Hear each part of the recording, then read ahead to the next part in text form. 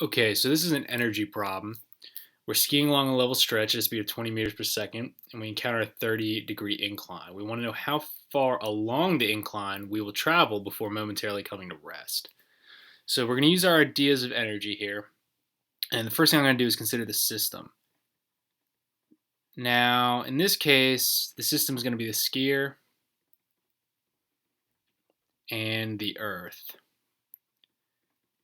The slope will not be considered as part of the system because the friction is so small it can be neglected.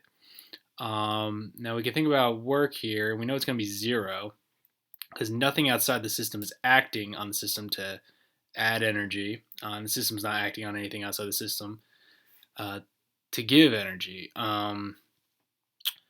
So we're going to look at this conservation of energy equation, and we'll see that there's definitely going to be a change in delta K because we're going to have a change in speed. There's going to be a change in delta UG because we're traveling up an incline. There's no spring involved. We're not really worried about chemical energy that we're burning or not. And we're not going to worry about delta ETH either. Friction's neglected, so our skis are not generating any thermal energy. So we're going to have something like this, delta K plus delta UG equals work, which is zero. And we think delta K, we're going to say it's going to be negative probably because we're going to be slowing down as we travel up. And delta UG is going to be positive because we're going up an incline. So we can talk about strategy a little bit. And I'm going to approach this problem by solving for the height, the h, that we travel upwards, and use that with a little trigonometry to find this distance that we travel along the incline. So here's a skier. So we keep in mind what's going on. And now we can set up our expression. So K final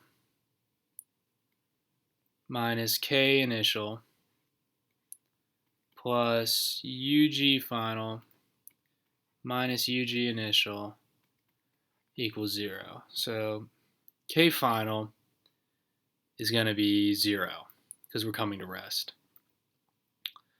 So K initial, we're going to use this right here.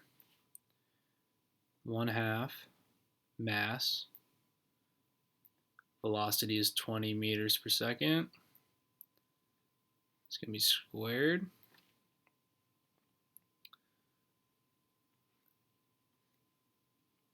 Plus UG final is going to be mass times 10 meters per second squared times our h.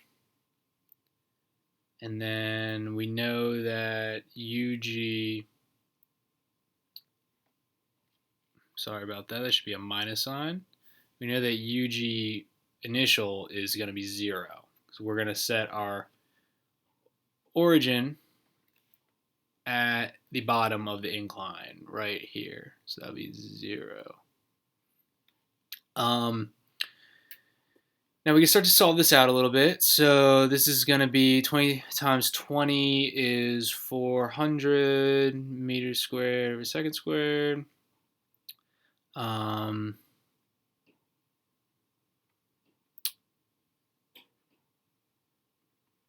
Have m plus mass times 10 meters squared times h equals 0.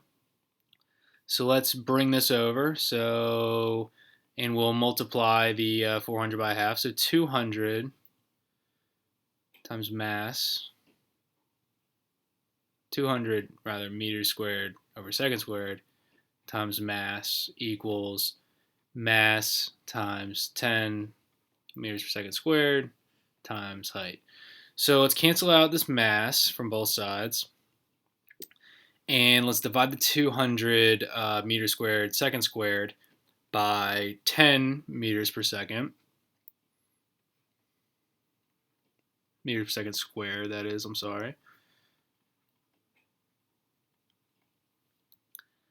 And it looks like we're going to get 20 meters. Okay, so now we're getting somewhere. So we see that h is 20, and we've got a 30-degree angle here. So let's find this hypotenuse. So sine of 30 equals opposite, which is going to be 20, over hypotenuse. So sine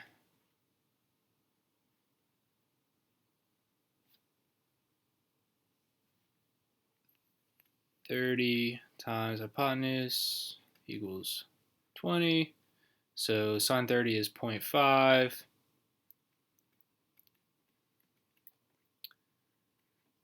And we get 40 meters. So you will travel 40 meters along the incline.